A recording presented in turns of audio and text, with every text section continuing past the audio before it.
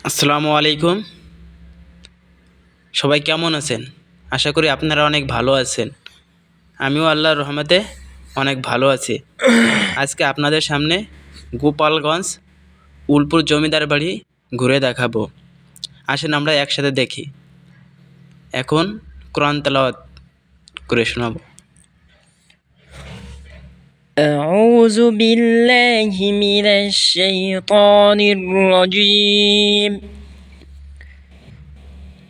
بسم الله الرحمن الرحيم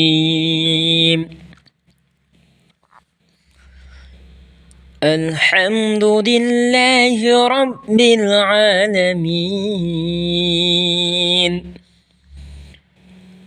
الرحمن الرحيم مالك يوم الدين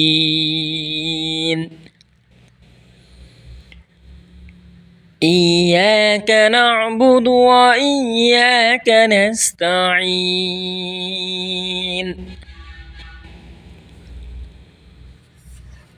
اهدنا الصراط المستقيم صراط الذين أنعمت عليهم غير المغضوب عليهم ولا الضالين